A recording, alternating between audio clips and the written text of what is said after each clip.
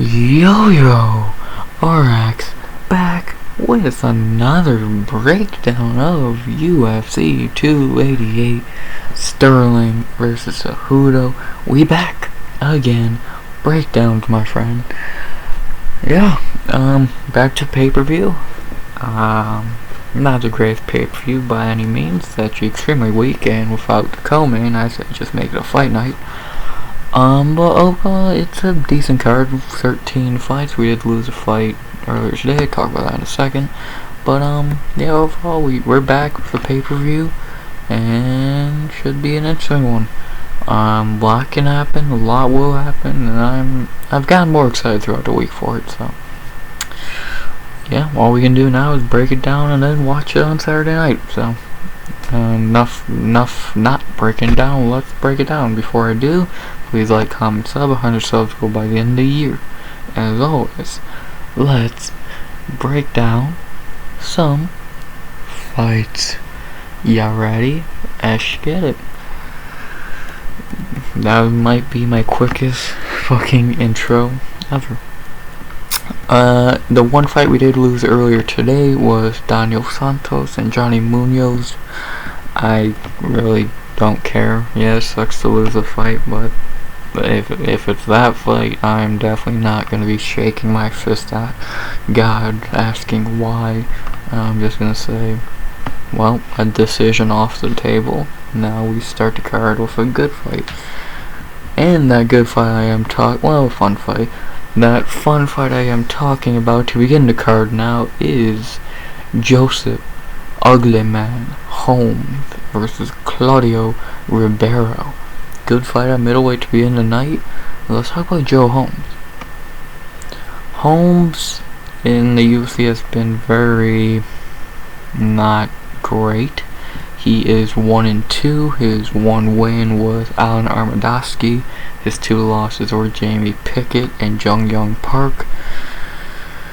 Yeah, the dude's had a pretty bad run. Like against Pickett, he kind of just got out MMA'd. He didn't get if that makes sense. He just didn't. He didn't get fucking destroyed. He just got kind of, I guess, outworked. Against Armadowski, they gave him the easiest fight in the division, literally, and of course he won, as you should when you fight Alan Armadowski.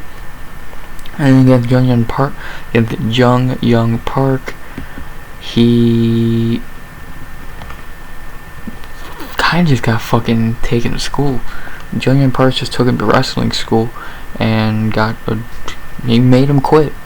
If I'm being honest, Joe Holmes is not UFC level. He's only had, this is gonna be his fucking 11th fight? 12th fight, my bad. This is gonna be his 12th fight. He's 27 years old, so still could get better. As of right now, he's just not UFC level. If Jamie Pickett's pretty much pitching a perfect game against you, you kinda got a problem. Yes, you can beat Alan Armadowski, good job. And yes, you got destroyed by Junior Park, who actually is pretty good. So you're one of your losses you're pretty mad at. The other one you can't get mad at much, and you should be beating Armadowski in a minute. So overall, and the one thing with Joe Holmes is his striking's not bad. His wrestling is pretty much non-existent, but his striking is good. If you put him in a striking match, he could probably put up a decent fight. But when you start even clinching, which was a big big thing that lost him the fight against Pickett, clinching, he just looked kind of lost at times. So if he's just in a straight up striking match, he's not that bad. But when you factor in everything else in MMA, he's pretty underwhelming, and especially for the division he is in, middleweight, he just can't last. He has no chance in the division with guys like Andre Petrosky, Bo Nickel, GM3 even. The dude just has no chance. And even in this one, where he's facing a striker, he probably does not have much of a chance. So, Joe Holmes ain't bad, but he's just not very UFC level, and I don't see him being in UFC by this time next year. So Let's see if he can prove me wrong. To talk about his opponent, Claudio Ribeiro, who's had, really can't really talk about the UFC career when he's only had one fight. He is 0-1 UFC, coming off Contender Series, getting a nice knockout in 25 seconds. And then in his UFC debut, he did not get an easy one, fighting Abdul Razak Al Hassan. He had his moments, but I think the threat of ARA's power really made Claudio not fight like himself, and that's why I think he did lose that fight mainly. The threat of the power was such something on his mind that he really couldn't fight his fight. He fought more of Abdul's fight. Plus, he did get wrestled a good amount, which is a problem of his also. Not as bad as Holmes, but still a problem nonetheless. And Ribeiro's not bad. Like, Ribeiro is very powerful himself. He's good on the feet. Good kicks, good power, decent striker. It's almost, you can almost say the same thing for Ribeiro as you say for Holmes. Just more, he's way more powerful, and he does have a little bit of ground game, not much, but a little bit. And he throws kicks, something that, if I'm correct, Holmes really does not do. So, overall, Ribeiro is kind of just a better version of Holmes to a point. And yeah, he's a little more experienced, 30 years old, so he's kind of in the prime of his career, and you really can't get mad at losing to Abdul in your debut. Like, yes, Abdul is beyond washed, and it is kind of shitty, but Abdul is still a huge fucking threat, and as shown in that fight, he is. Overall, I think this will be the fight Claudio shows the Claudio that was on Contender Series and in the UFC and got the contract and got the UFC's attention, because I think that one needs to show up if he wants to make a statement and get a nice win, because he needs a nice one after that Abdul fight, and I think they gave him pretty much hand-picked matchup to a point, so let's see how he capitalizes on it. The betting odds for his fight have Claudio Ribeiro minus 210 to plus 175. I agree. I really don't see Claudio losing this fight.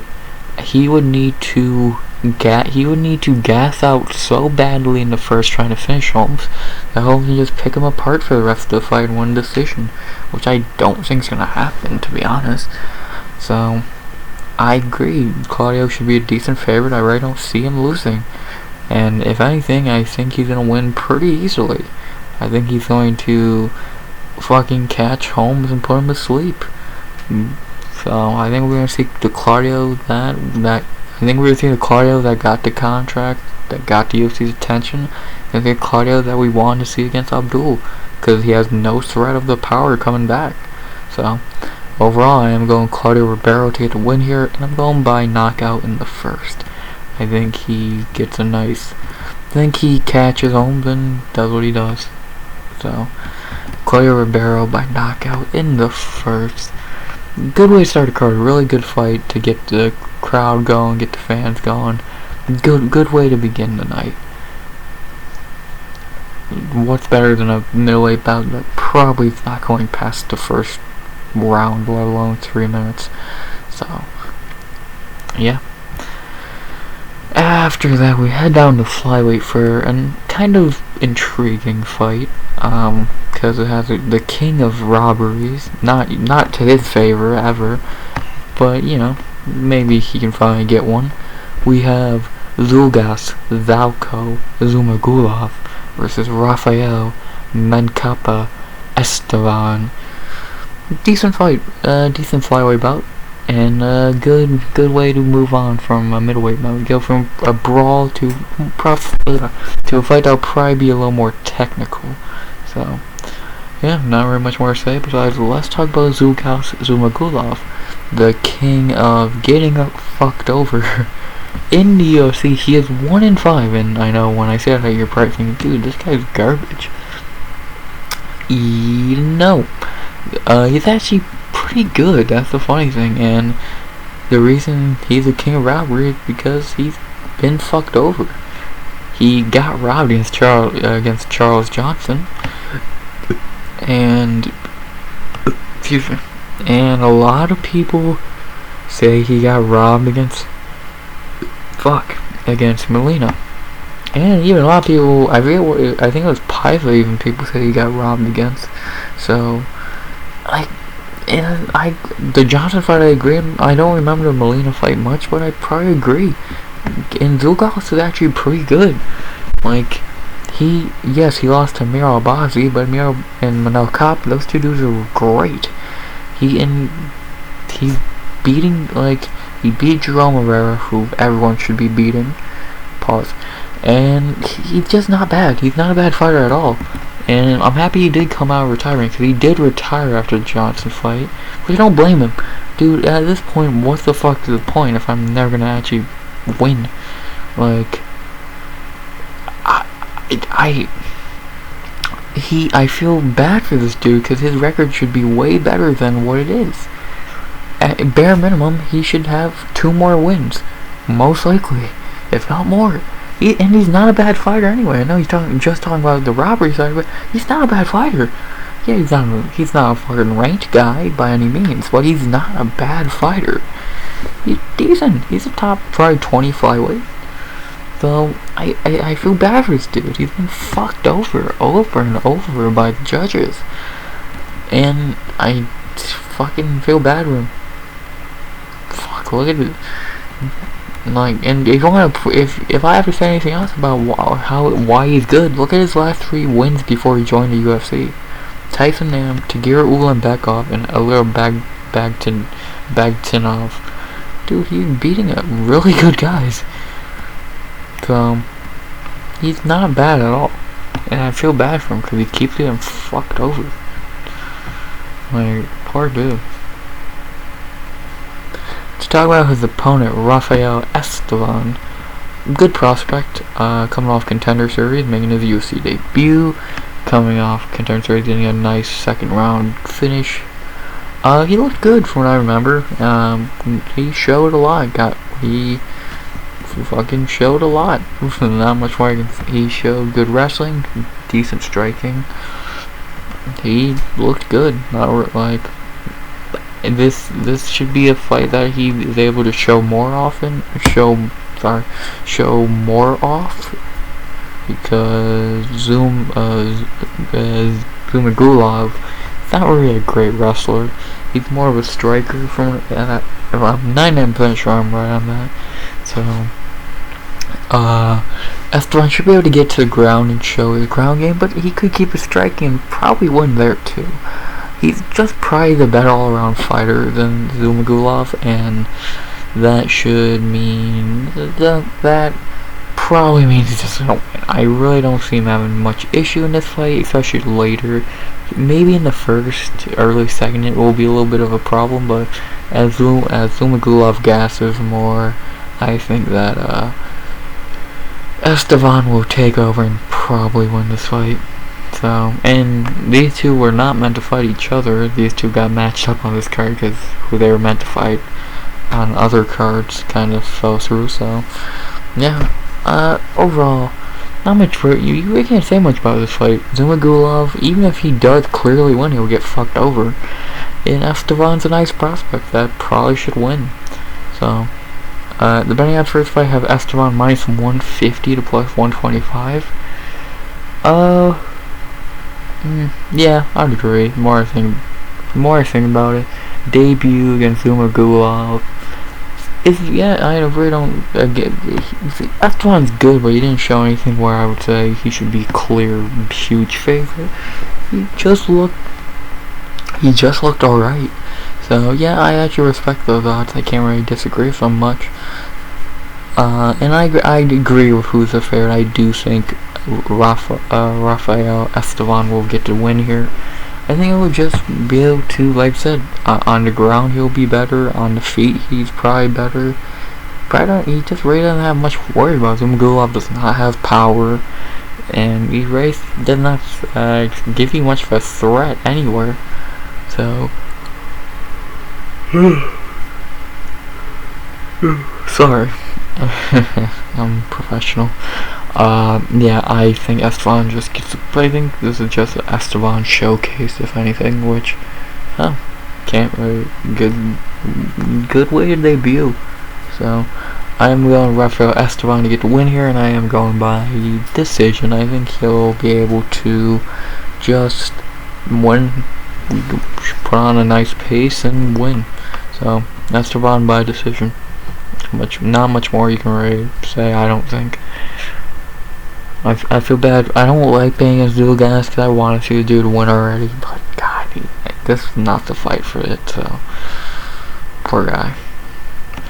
After that, we head back up to middleweight for a probably higher level fight, but probably less entertaining fight, as we got Ikram Aliskerov versus Phil No Hype Hawes. Decent fight, good test for a debuting fighter in Phil Hawes. Well, a good test for Ikram, a debuting fighter, in Phil Hawes being the test. So, let's talk about Ikram. Another guy debuting, coming off the Contender Series, and he looked really good. He looked really good. He fucking first round, and within 2 minutes almost, just ran him to the ground and got a Kimura. He looked really good. He is 13-1. I'll talk about that one in a second, but this dude just a really nice prospect. He gets wins. He gets wins pretty much everywhere. He can submit you. He can strike. He'll win decisions. He has come from Eagle FC and Brave, so he's come from over there. No shocker. But he's good. He's not a padded record dude. He is actually pretty decent. And that one I was talking about earlier, his one loss was against Hamzat. For fuck's sake. Yeah, I'm pretty sure you're not gonna be that mad at that. Cause, I don't know, it's fucking Hamzat. And from what I heard, and I'm guessing this is pretty correct, he gave Hamzat a fight. He did not get pushed over like a bitch. Yeah, it was only a 2.5 minute fight, but if he gave Hamzat a real fight, fuck. And he was like, and it was only Hamzat's 5th fight. So, fuck. And it was only fucking Ikram's in 9th. So think about how much better these guys have got over time. Fucking for being 14 fights in your career about going number 15 and your only loss against Hamzat Chimaev, you can't complain. And besides that, like I said, this dude's really good. Striking, grappling, he's decent, man. Good, really good at middleweight, I feel. I remember watching the week he was on Contender Series, and I remember, if I'm pretty sure it was him, I remember thinking, yeah, this dude's gonna be a problem. But I'm pretty sure it was the main event. No, he's a co-main. Yeah, on a really good week of Contender Series, he stood out. He was definitely one of the people who stood out, so. Ikram, man, a name most likely you're gonna want to remember, because he is pretty good. To talk about Phil Hawes, no hype is right, because dude has so little hype at this point. In the UFC, Phil is 4-2. His 4 wins are Jacob Malkoun, Nasruddin Imavov, that aged great, Kyle Dawkins and Darren Wynn. His 2 losses are Chris Curtis and Roman Doladze. Yeah, he's beating guys he should be beating. Jacob Malkoun, Kyle Dawkins, and Darren Wynn are not UFC level. They're actually pretty shitty, and he should be beating them. Beating Imavov is a huge win, and that's aging pretty well over time. And that was not like no bad decision or anything. He won that fight, so props to him.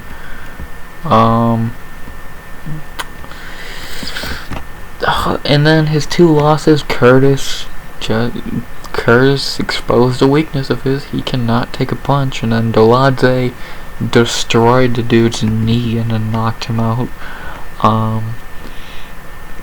Hawes is not bad, but he's not. I don't look at him as a great fighter either. He's just okay. Like, if you honestly ask me, I just think he's okay. He was on Tough. He was on fucking Contender Series twice. Like, he's just okay. I really just never saw much. I've never fucking, like, in all of his performances, all I've saw is like, yeah, this dude's good. Running through Malkoon. Okay, Malkoon's trash. Running through fucking putting on a performance of a lifetime against Darren Wynn. Yes, you should be. Like, until beating him involves huge, but one dude has went down since that fight, and the other dude has went up somehow. So how would that really go in a rematch, might I add? Hawes ain't bad. He can't take a punch. His gas tank is alright, but it's probably gonna be taken to its limits in this fight. And like, the dude's just kind of fumbles the bag a lot. He fights Curtis, close to getting a ranking, he loses. He fights the odds. It would be a huge win again in the record book. He loses, and then he goes back to. They didn't give him a fucking layup this time though. Like, they gave him a real fight, and let's see if he can bounce back. If he can get this win, if he gets this win, fine, I'll shut up. But to be honest, I doubt it. So I'm not fucking counting on it. So yeah, this is a good fight though. Good test for this dude. They're definitely already testing him, which is smart. I think maybe not giving him fucking Sam Alvey if he was still in UFC or some shit. Give him a real fight for a debut. So yeah, and betting odds kind of agree with what I said. Having Ikram minus 210 to plus 175. He should win. Just don't get clipped by Hawes' power early, and Ikram should probably win this pretty soundly.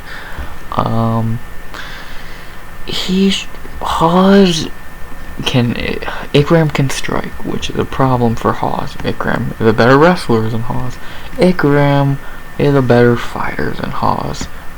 Like, overall, this is kind of a terrible matchup for Hawes. Just kind of a bad matchup. So, overall, I go in Ikram, of course. And how do I think he's gonna get the win?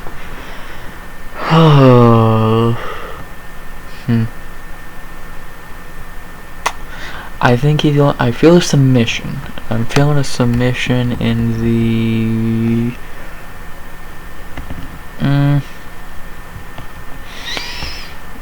Not the first. I think he's gonna really wear on Hawes before he gets submission. Probably. Well, I'm gonna go submission in the second. I think he's gonna wear Hawes down in the first and early in the second. Then I think he's going to lock in an armbar or guillotine or something and get the win. So I'm going Ikram, Aliskerov by submission in the second. He could easily just dominate and get us fucking 29-27, 30-27, 30-26 win decision. But I feel like he's gonna really go for the kill and get a finish here. Could I see him knocking him out? Of course, especially a tired Hawes in the second or third. Ikram still has some gas, some juice on his punches. I can see him hurting Hawes and him going out. But I feel like he's gonna take him down in a second, maybe middle, late second, and lock something in and get the win. So I am going Ikram by submission second. I think he's a really nice add to a middleweight that could be a guy we talk about very quickly. So Ikram by submission in a second. And then after that, we hit our featured prelim. A fight I'm very excited for. I think it's gonna be very fun, and I don't think it's gonna go long. we have Parker Porter versus Braxton. Get ready for this shit. The beautiful monster Smith. Oh Jesus, what the fuck's about to happen? That's why we got the big boys, and it's gonna be interesting. It's gonna be interesting. Let's talk about Parker Porter. Why is this guy? How is this guy in the UFC? Parker Porter in the UFC is 3-3 somehow. His 3 wins are Josh Persian, Chase Sherman, and Alan Badeau. His 3 losses are Chris Dawkins, Jailton Almeida, and Justin Tafa. The 3 guys he's beat are trash, and the 3 guys he's lost to, Dawkins is not a great guy to be losing to. You probably should be winning that fight at this point. Dawkins is fucking terrible. But in losing to Jailton, can't get mad at in the slightest, and losing to Justin Tafa in Australia, yeah, losing to Justin Tafa ain't the greatest thing in the world, but overall, it's not the worst. You could take a worse loss. So, long story short, Parker Porter's garbage. Is he probably, hell, the sad thing is, he's probably the best out of that low-level heavyweight sphere of Parisian, Sherman, Badeau, himself. Who else? Fucking Jourdain, Dira, those guys. And that's saying a lot, no, but still. I get how he's got wins. He's not the worst, but he's fucking not UFC level by any means. 38 years old now, and dude, come on, UFC. These are the type of guys roaming around heavyweight. Oh, and did you know he fought John Jones? I bet you did, because they don't shut the fuck up about it. So, yeah, he fought John Jones. So, yeah, good for him. He got knocked down in 36 seconds, as you should. Okay, enough about Parker Porter. To talk about Braxton Smith. This could be a fun add to the division.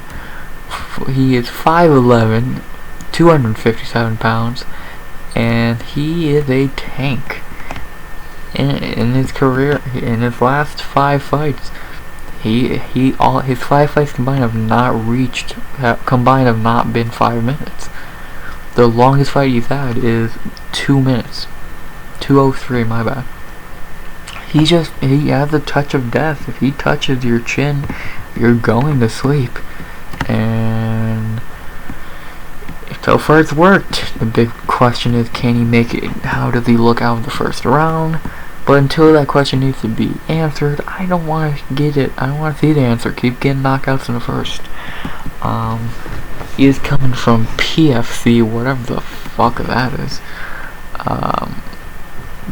He could be a fun new add to the division, man.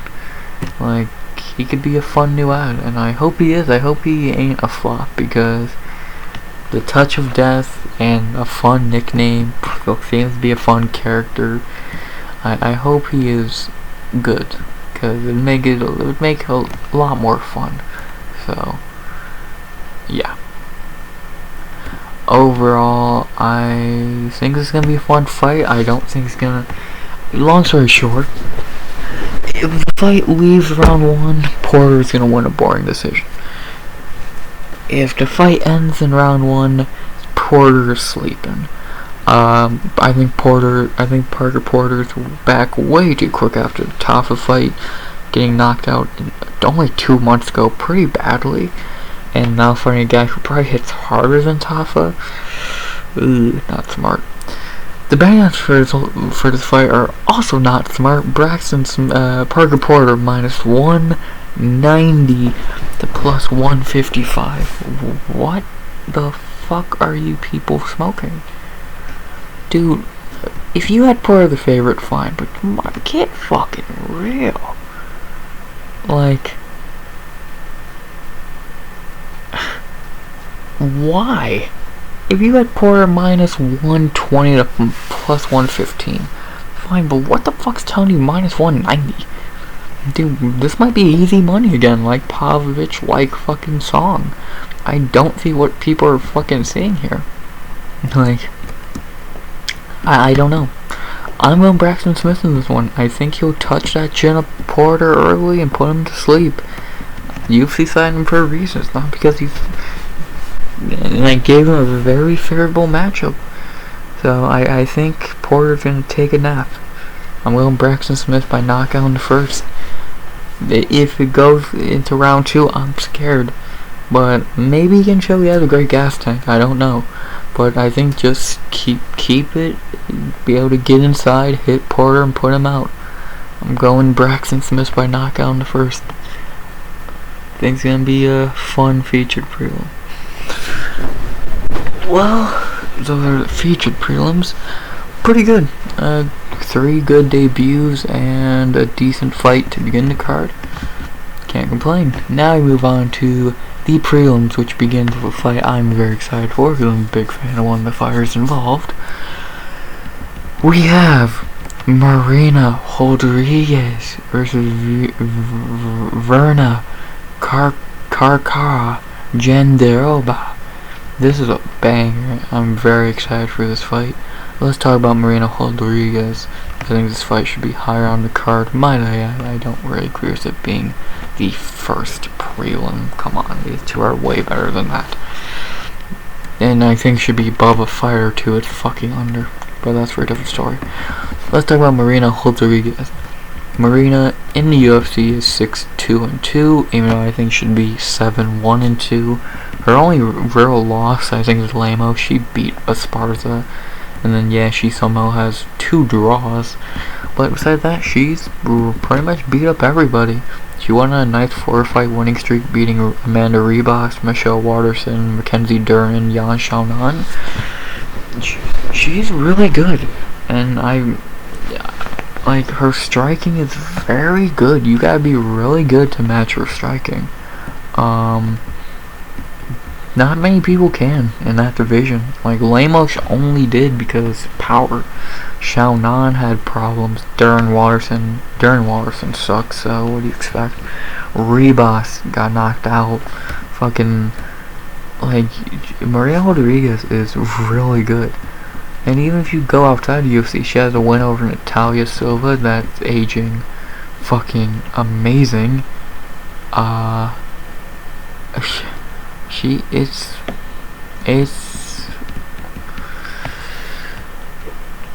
Marina Rodriguez is really good, and I'm sad that she is such a underrated dark horse in the division, because she doesn't talk, she just fights, man. And I feel so bad because if she would have beat Lemos, she would have fucking probably be fighting for the belt next. Hell, she should have been fighting for the belt anyway.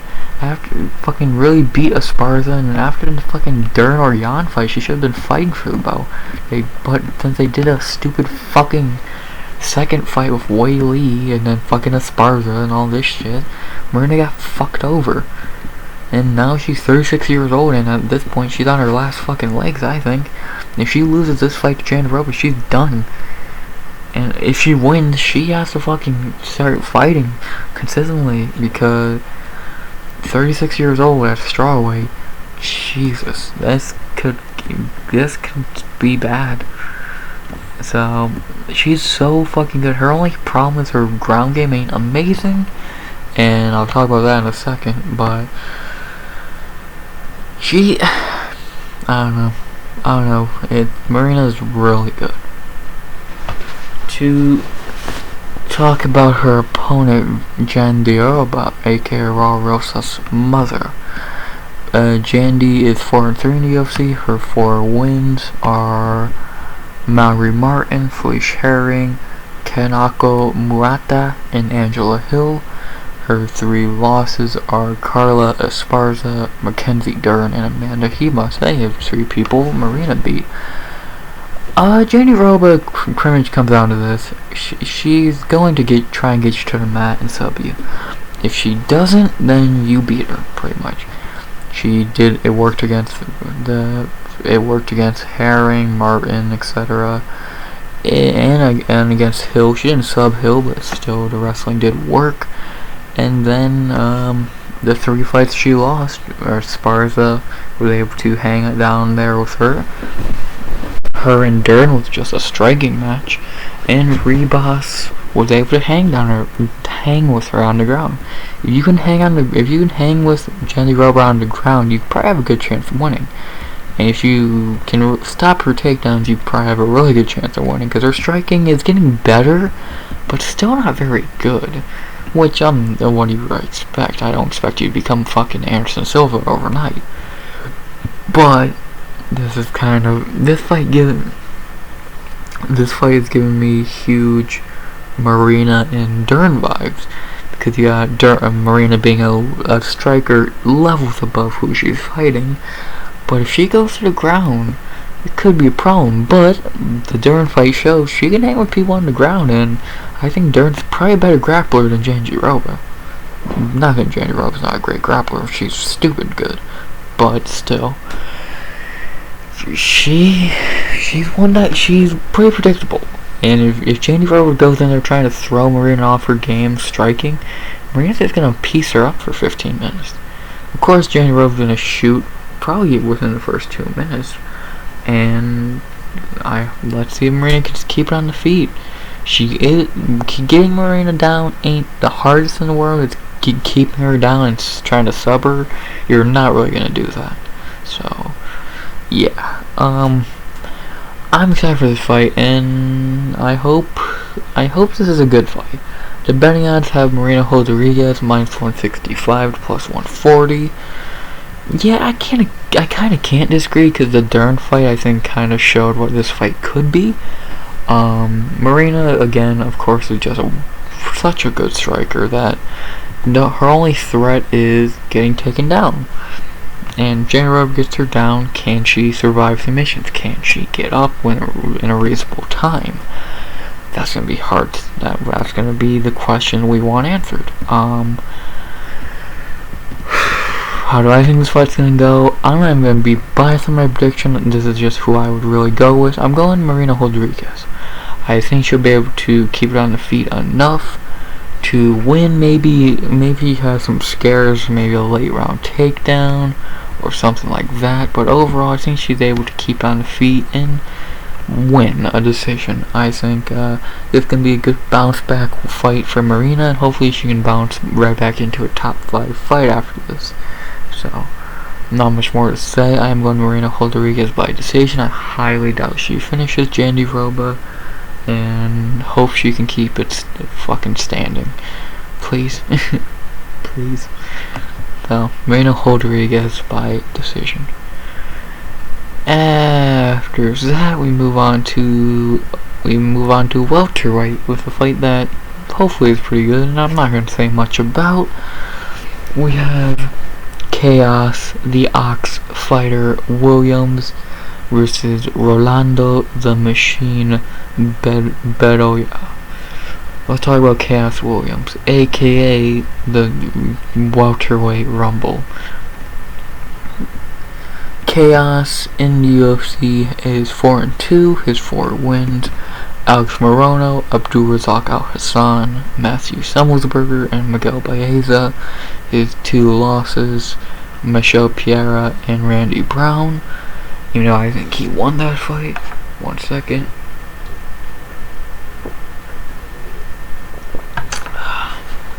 Stay hydrated. Yeah, you can't. His 4 wins are decent, dude. Morono, good guy to fight in your debut. He flatlined Abdul in 30 seconds. Him and Semmelsberger had a brawl, and he's knocked out Miguel Baeza. His 2 losses, Michel Pereira is actually, that was a Michel Pereira who kind of fought stupid. So I'm kind of shocked that Pereira got the win to a point, but no, I think the fight would be more fun now. But not the best performance by Khaos. And then against Randy Brown, I think he won the fight. Wasn't really a great fight though, and yeah, he when he fights some better dudes, he does have some problems, but this is a huge step down. Probably his fucking low. Actually, it is the lowest like level dude he's fought in UFC. And I don't get this matchmaking. So a year after losing to Randy Brown, he's fighting Rolando Bedoya. I don't know.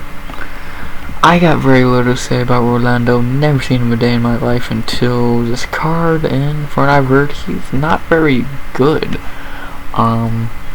He's kind of your atypical decent record dude, beating very underwhelming guys. He's on an 11 fight win streak, but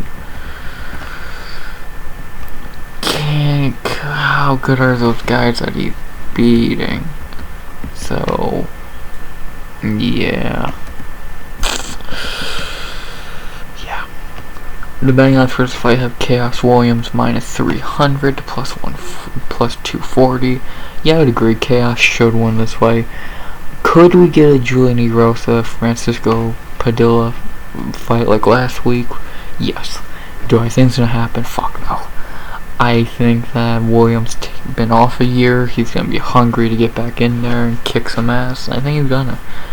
I really don't see Bedoya striking gold like Padilla and getting a huge upset debut win against a veteran. I just don't see it. Could he? Again, maybe, but I doubt it. So, in my pick, I am going Khaos Williams to get the knockout in the first. I think he's going to touch that chin and send Rolando to sleep. So, yeah. I'm going Khaos Williams by knockout in the first. And from what I've heard, Rolando tries to fight up close and pressure. He's gonna get knocked the fuck out doing that against Khaos. So, yeah, Khaos knockout in the first. After that, we head to light heavyweight for a pretty decent fight between two unranked dudes who, of how shitty light heavyweight is, could easily be ranked. As we have the Brown Bear Clark versus Kennedy, African Savage, and Nzechukwu. Pretty good fight. Let's talk about Devin Clark. Devin in the UFC has had a pretty weird career. He is 8-7. His most notable wins are Mike Rodriguez, Alonzo Menafield, William Knight, Da Jung. His losses are pretty much the guy, like outside of his first UFC loss, you know everyone he's lost to. Jan, Rachik, Span, Anthony Smith, Ian Kutilaba, Asmat Mirzakhanov. He's not losing, he's losing pretty much the top 15 almost. He's had just an up and down career. Like, he's beating guys he should, like William Knight and Da Jung, but then he's losing to guys like Anthony Smith and Asmat Mirzakhanov, which you can't get mad at. His game plan is just wrestle you, get you to the ground, fucking wrestle, do some nice dirty boxing up close, that shit. His striking's okay, but you're really not fucking scared of it. And yeah, that's pretty much the long and short of Devin Clark. He's tough as fuck. Watch the Kutilaba fight. His bottom row front teeth are pushed in, like they're facing the back of his throat, which is scary. He's tough, but besides toughness, he's not very great. And yes, he is coming off a nice win as a huge underdog against Da Jung, which I called, by the way. But how good is Da Jung really? I don't know. Yeah, overall, Devin Clark's okay. Do I see him ever doing anything more besides maybe being ranked 15th, 14th? No. But he's just okay. He's just a good wrestler. To talk about his opponent, Kennedy and Nzechukwu. Mr. Hot and Cold, but it actually does seem like he's hitting his stride in the UFC. He is 5-3. His 5 wins, Most notable ones are Carlos Alberg, Carl Robertson, and Ion Kutilaba. His 3 losses are Paul Craig, Da Jung, and Nikolai Negumarianu. A fight most people think he won, probably. So he's already 4-2, and his 2 losses are Paul Craig, yeah, that's not aging well, and Da Jung. That was a weird one. Besides that, he's beating guys he should, like Alberg, Robertson, Marquez. And in his last 2 fights, it actually does seem like he's finally hitting his stride. He ran through Robertson, he knocked out Kutilaba. The dude's always shown talent. Just, he's had these weird fights. He'll have a great performance. He'll be on a nice win streak, beating Alberg in a war, and coming back against Marquez. But then he'll lose to Da Jung in a weird way. And then really, he's on probably a 3-fight winning streak now, but will he fall on his face again? Like, the dude is really good, I think. I think he's a great prospect. If he can get a win here, I think he probably can make a case for a ranking. But that thing, can you fucking be confident in him? And if he wins this fight, can you really be confident in him going into the rankings? Like, if the dude can just fight consistently at his best, dude's gonna be a problem. But that's the thing, he kinda can't fight at his best all the time. He has a lot of problems. Again, it doesn't seem like he's on track now, but for how long? So, how long? The betting odds for this fight have Kennedy minus 210 plus 175. I disagree. I'd have Kennedy the favorite, but maybe by like minus 150. Like, I think he's a better fighter. If we're talking best version of each guy, Kennedy's a better fighter. But can you trust Kennedy? It's a problem. And against a wrestler, which is Kennedy's weak point, can you trust him? I'm gonna say, if for this fight and how he's looking lately, I'm gonna trust him. Do I love trusting him in this fight? Not really. But fuck, I trust his ability to show up more than I trust Devin Clark in general. So I'm gonna trust Kennedy to not fall on his face again in a big moment. And I am going Kennedy Nzechukwu by decision. I don't think he finishes Clark. If Clark was still fighting after Kutilaba knocked his teeth in, literally, I don't know what Kennedy could do to him. So I think it's gonna be a fun fight. I think it's gonna be. I wouldn't be shocked if it's a close, controversial decision, but I do think Kennedy will probably walk out with a W. So I'm going Kennedy Nzechukwu by decision. I'm excited. I'm happy Kennedy's back already and coming off his first main event. So hopefully he can capitalize. So yeah, Nzechukwu by decision. After that, we hit the featured prelim, a fight I cannot wait for. We have Drew Dober versus Matt Steamroller Frevola. I'm not gonna say much about this fight that you gonna already know. Give it 5 tonight now. This is gonna be a banger. These two are gonna brawl till someone drops. And I cannot wait. A+ matchmaking by the UFC. I cannot wait for this fight. Drew Dober. If you need to know who if you want to know who Drew Dober is, just go watch his last couple fights. Dude's a dog. If you want to know who Matt Frevola is, go watch his last couple fights. He's a dog. These two don't care. These two are gonna go in that cage and brawl till someone drops. It's gonna be a real man's fight, and I cannot wait. It should be on the main card. I'll say right now, it should be on the main card. I'll keep saying it. This being on the prelim is fucking stupid. Like, I don't know. I think this being on the prelim is a crime, but whatever. So, I don't want to say anything else about this fight. I just want it to happen. And so the betting odds for this fight have Drew Dober minus 220. I agree. Like, as much as I think they're gonna brawl, one dude's gonna come out of that brawl. The other dude's gonna be sleeping by the end of it. And I think the dude sleeping is gonna be Matt Frevola. Frevola fights like a dog. He ain't got the chin of one though. Dober had the chin of one. Frevola's kind of a weak chin boy. Like he especially against you like Drew Dober, that chin's gonna get broken. So I'm excited for this fight, and I am going Drew Dober by knockout in the first. They're gonna brawl, and Frevola's gonna drop. Can't wait. I don't want to say anything else. This fight's one of those fights where it's just, I don't need to say anything, just fight. The fight talks for itself, so. Drew Dober, knockout in the first. There you go, really good prelims. Overall, all fucking 8 of them combined, you got a good prelims. I think one fight shouldn't be on the prelims, but you know, what can you do? But now we move on to the main card, which has its ups and downs, and it starts with a weird fight. A very weird fight. As we have Kron Gracie versus Charles Jourdain. Where the fuck did Kron Gracie come from?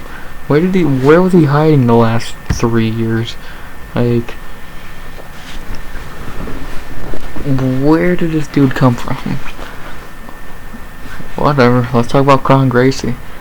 I don't think I'm gonna blow anyone's mind when I say, I think the last name speaks for itself. You don't want to go to the ground with Kron. On the feet, yeah, you want to strike with Kron. Dude can't strike. In his UFC debut, he subbed Alex Caceres. That's aging really well.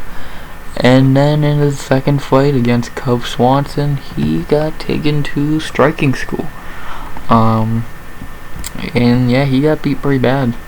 And since he's not fought. 3-year layoff, 3 years off since that beating, and now he's back. I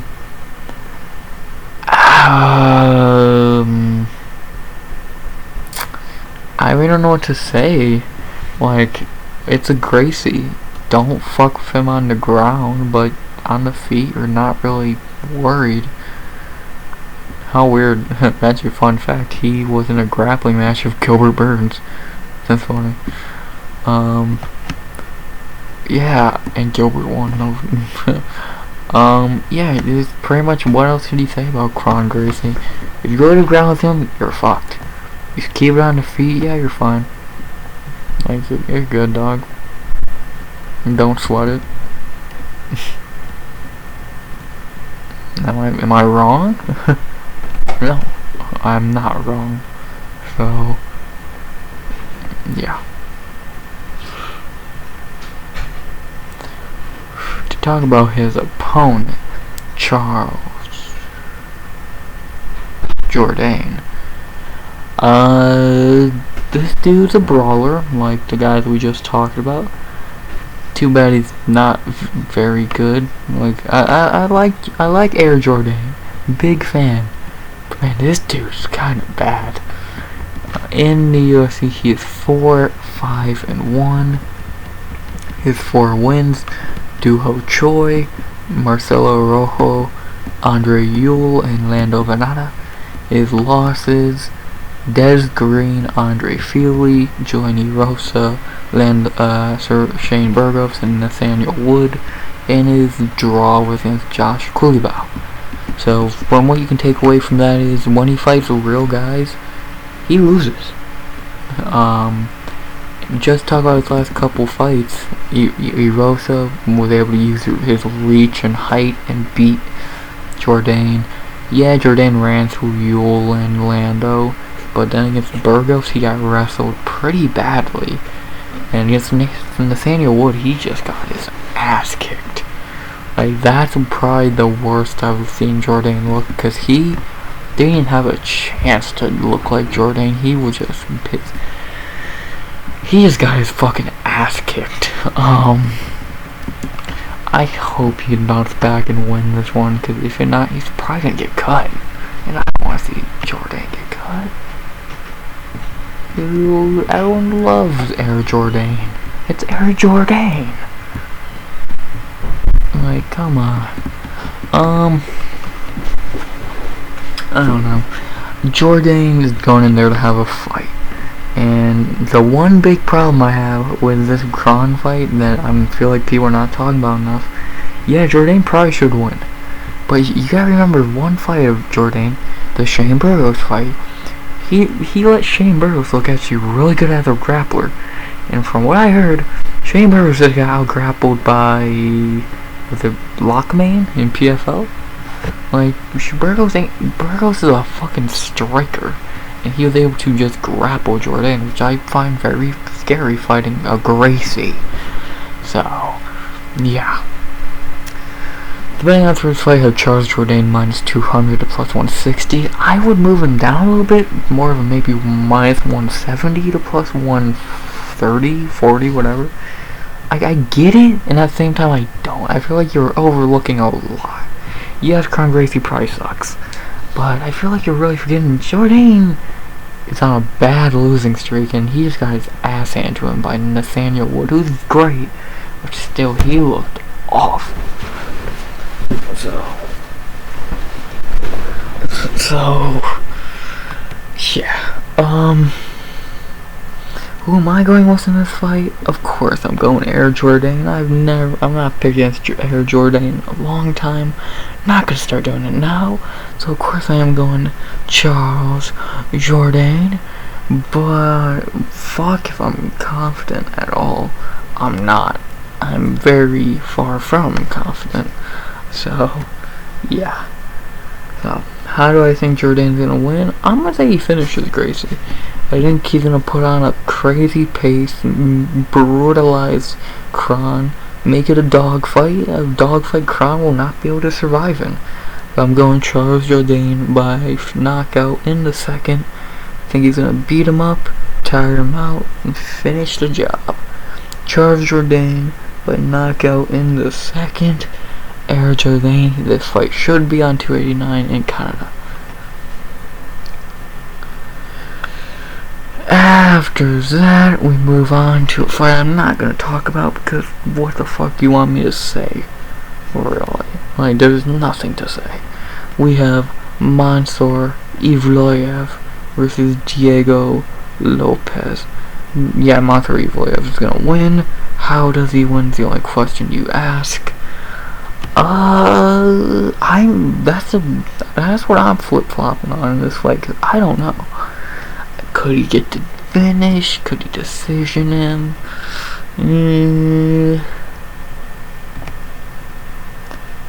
Lopes stepping in on a few days' notice for Bryce Mitch.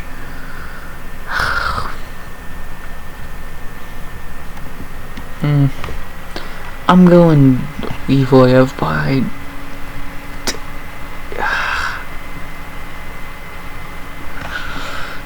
decision. I just can't really feel confident picking a finish with him. I think he's just gonna decision Lopes 30-25. Go home. So Evloev by decision, nothing to say. If he can't get the finish here, dude, come on. Come on. So next we move on to a fight that was meant to be the co-main, but now isn't, thank God. In the strawweight division, a banger that's gonna be fun. Can't wait. We have Jessica Bet Estaca Andrade versus Jan 9 Xiaonan. This is gonna be an interesting fight. I really don't think I need to break down Jessica Andrade. If you don't know Jessica Andrade by now, where the fuck have you been living? She is one of the best female fighters in the world, and she never had a boring fight. Win, lose, or draw. Andrade is gonna Andrade, man. She's a little tank. She fucking marches forward, and if you can't stop her, then you better get the fuck out the way. This is her third fight this year, tying Gilbert Burns and Charles Johnson. And so far this year, she's had pretty much how the year you'd expect with who she's fought. She took Lauren Murphy to striking school. Then she stepped in to fight Erin Blanchard, lost there. And now she's fighting Jan. I saw a couple people say she had a bad performance against Erin. Not really. And if you really think about it, why did she fucking probably fight bad? She didn't get to, she stepped in on a week notice to fight Erin Blanchard. Female Habib. Come on. Yeah, Andrade is still one of the best fighters and female fighters in the world. 31 years old. It doesn't seem like she's slowing down, and why would she? She's Jessica Andrade. Nothing more to say. To talk about Xiaonan, she's coming off a nice win, seems to be back on track. In the UFC, she is 7-2. Her main wins are Angela Hill, Carolina, Claudia Gadelia, and Mackenzie Dern. Yeah, she seems to be back on track now. She did take two L's in a row, getting destroyed by Carla Esparza, and then beat by Marina Rodriguez. But then she ran through Mackenzie Dern a couple months ago. So she seems to be back. She's pretty good. Good striker. Can hang on the ground, as you see in the Dern fight. She's not bad. The one thing I think though is she really on the level of the top strawweights like Andrade, Rose, Whaley, Marina, Lemos. I don't know. I think she's really good, but do I really think she's on that level? Not really. I think she's great. I think she's a perfect, like, just below the top girl. Like, I think she probably is still top female, but when you really look at it, can you really say she's better than Whaley, Rose, Marina, Lemos? Probably not. She's really good, but she needs that statement win, and I'm sorry, Dern, Gadelia, and Kovalevich ain't it. Andrade could be that. So, the big odds for this fight have Jessica Andrade minus 195 to plus 155. I would drop her down a little bit because it is her third fight this year, and probably in her first. She is going back home to her weight class, so you gotta keep that in mind. I'll probably have Andrade about minus 170, 180. Not almost 200. I think that's a little too high. Jan is still pretty good, so I'd say more of that. And just like every Andrade fight, you gotta factor in the problem is Andrade is gonna be shorter, gonna be shorter by 4 inches. But at the same time, if you factor that in, yeah, remember she fights that fucking flyweight, and she only has 1 loss, and she beat Shukagan, who's like 9 inches taller. Andrade is an incredibly smart fighter, incredibly good fighter, and who doesn't love Andrade? So, Jan's good. This is a test for Jan. On pay-per-view, the spotlight's on her. Can she show up against Andrade? In my opinion, no. Jan's good, but I don't think this is a fight for her. I think Andrade takes another girl to school, man. I'm going Jessica Andrade by decision. Am I worried about the third fight this year? Am I worried about the first cut to strawweights this year? Not really. That's the thing. Andrade is on her 36th fight. She knows what she's doing, and she's a professional. She likes that. She's smart. I don't think she would take a dumb fight. She wouldn't take a fight she thought she couldn't do good in and win. So, I'm going Andrade by decision. I think she'll be able to do what she does best, get on the inside, hit her shots, and win. I don't think it's going to be as bad of a beating as the Murphy fight, but I think it's still going to be pretty. I don't think it would be a beating. I think it would just be a good showing by Andrade. So, Andrade by decision. And now for the co-main. I'm going to run through the co-main and main. Well, I'm going to run through the co-main. Gilbert Burns is going to win. Lock of the night. Knockout in the first. Next. And now for the main event of the evening.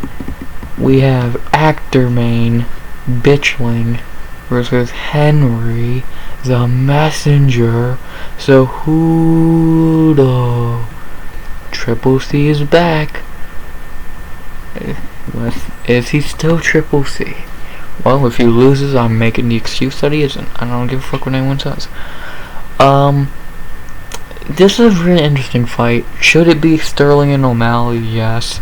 Should Henry have fought someone to actually earn the shot? Yes. He never lost the belt. Still, dude, you retired. You didn't get stripped. You didn't fucking vacate. You retired. Which is, I'll talk about that in a second, but I don't know. I think there should be O'Malley and Sterling, but whatever. Can Cejudo save 35 from this clown bitch? Well, I hope so. Yeah, I'm not gonna waste my time talking about Sterling. He's garbage. To talk about Henry, he's back. My one big thing I'm worrying about in this fight is the 3-year layoff. Taking a break for 3 years. But if you remember the guy that retired, my god was he good. His last 5 fights were Sergio Pettis, dude who's great.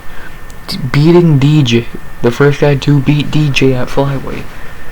Knocking out TJ, which yeah should have an asterisk next to it, but at the same time, still a better TJ win than Sterling's. Making 10 out of 10 adjustments against Marlon, and then knocking out Cruz, yeah, and maybe questionable stoppage, but still.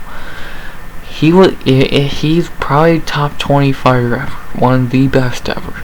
And if he is still Henry Cejudo from when he retired, then if he's still half of prime Cejudo, he's gonna win, and the division should be very scared. And one thing I'll say, that he did not do the normal fighter retirement. He's not retire and relax, or he's not been off for 3 years relaxing, like fucking Stipe or Connor. Those guys are relaxing, enjoying life, not fighting, etc. Henry Cejudo for the last 3 years has been training fighters, staying active. He hasn't got fat and fucking out of shape. He's been staying active, training guys like Korean Zombie, John Jones, Wei Lee, fucking Bruno Silva, fucking Figueiredo. He's been training some of the best fighters in the world, keeping his skills up. Like, he's been doing he's not had a normal fight retirement. He's been just fighting consistently. He's been keeping himself in shape, training with the best people in the world almost. Training them, no less, for fuck's sake. So, and he looks in the best shape of his life. Like, am I worried that having more muscle on that little body could hurt him? Yes. Am I worried that how does his gas tank look after 3 years? There's many questions with Cejudo, but if he's not completely washed, he should win easily. He's the better fighter in every sense of the word, because he actually is a fighter. He ain't a bitch. He ain't a little bitch. Like this actor main bitchling. So, I'm going Triple C, of course. No matter what, I'm picking against actor bitch. And I hope he can actually do it. I think, and one thing I will say to actually give Sterling a little bit of credit, I don't know how you could have Cejudo near even. I have to say Sterling should probably be a little bit of a favorite, just because you know what you're getting with him. You're getting a shitty fighter, but you still know. You don't know what you're getting with Cejudo. He's been off for 3 years. How does he come back? I'm interested. But of course I'm going with Triple C. Bend the knee. It's Triple C by I think he's going to make his always genius mid-fight adjustments. I think that Sterling's gonna go in there thinking he's fighting an old washed dude, and he's gonna be the world's gonna crumble for him very quickly. You're gonna see the deer in headlights look in his eyes.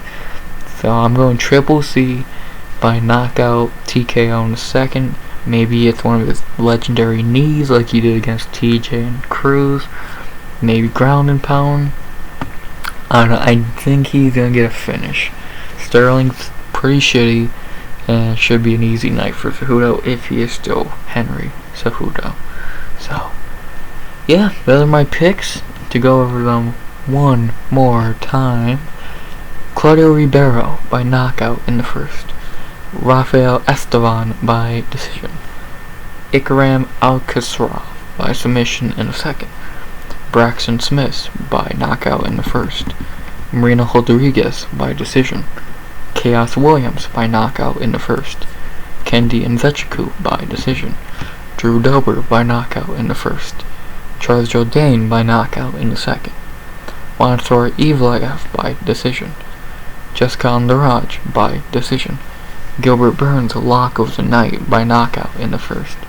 And Henry Cejudo Triple C by TKO in the second, saving the division, doing what he does best in the big moment, showing up.